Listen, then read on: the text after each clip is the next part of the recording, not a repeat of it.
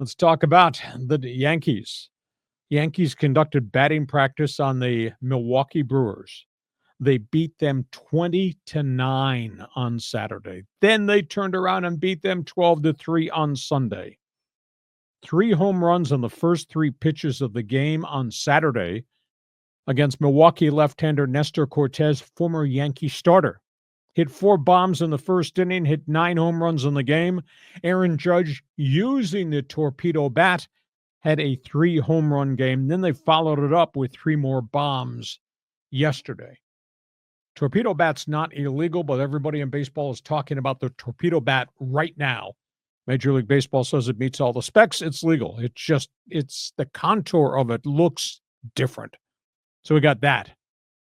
Marlins. We've talked about bad payroll. We talk about them trading all their players away. Maybe we should have put the Pirate logo up there. Miami, 3 straight come-from-behind wins. The lowly Marlins beat the Pirates 3 in a row in South Florida on the weekend. Wow. How bad is that?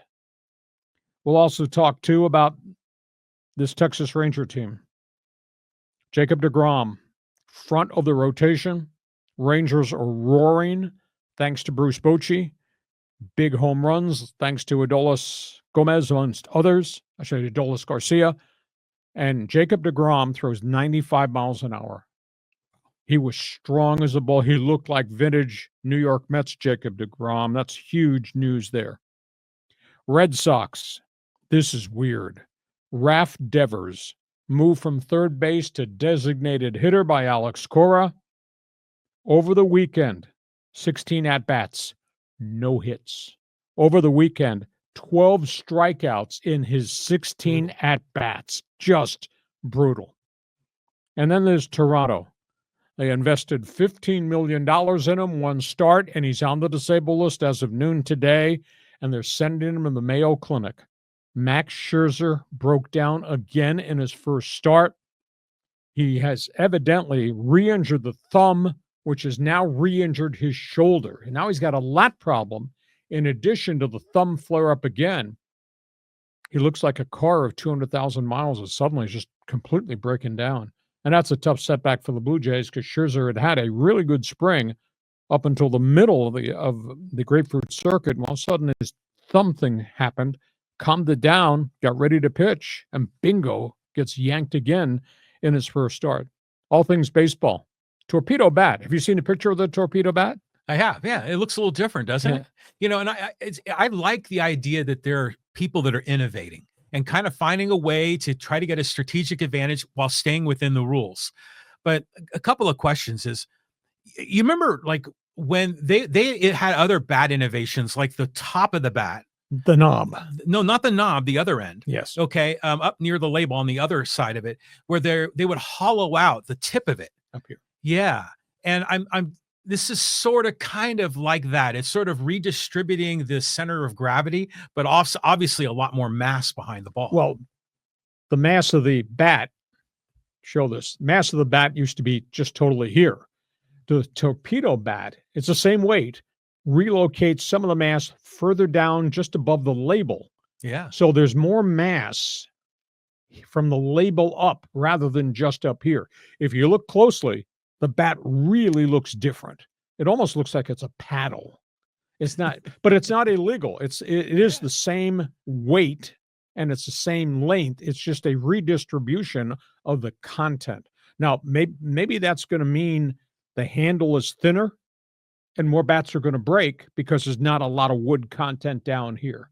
Well, that's what I was wondering is on the very tip of it, if you cue the ball off the tip of the bat, it's probably going to shatter. You'd think. So I think we're going to learn a lot. As long as it's not packed with a bunch of like super balls, then I think we're going to be okay. No wood, no lead elements in there. Yeah, exactly. Okay, all things baseball. Feel free to jump on board. Baseball Notebook. Those are the hot stories. Can you DH? You know the area code and you want to go to Boston? I'll put you on a plane. You can DH for the Red Sox? I think I can maybe make some contact. Jeez. I mean, 12 strikeouts and 16 ABs. Yeah. That's brutal. Over 16 out of the gate. Do you think it had anything to do with all this third base controversy with Bregman? Like his head's kind of screwed up? I don't know. He's such a great player. Now, last year he was streaky. He had some injury problems too, but For him to go 0 for 16 with 12 Ks in the first 4 games of the season, wow. Yeah, really weird. And it was also, the other comment is, it was interesting how you packaged a Scherzer and a DeGrom story together, because for the last 3 or 4 seasons, they've always kind of been together. I've always thought of them together with the Mets, together with the Rangers, together on the injured list. But now it seems like they're diverging, in a big way. DeGrom is back at least one start in, looks back, and boy, the Scherzer thing just it does not look like. But Scherzer's older, isn't he? He's 40. Yeah. I'm a man. I'm 40. Yeah, he's a year shy of Verlander, and Verlander's made it back. Those 2 guys are in Texas, and they both broke down last season. Yeah. So, I mean, I think Scherzer's figuring, man, as long as you're paying me 15, 20 mil a year, I'll keep showing up, even if my arm blows up every year. Well, he got through spring, and the last 2 weeks of spring training, thumb flared on him again.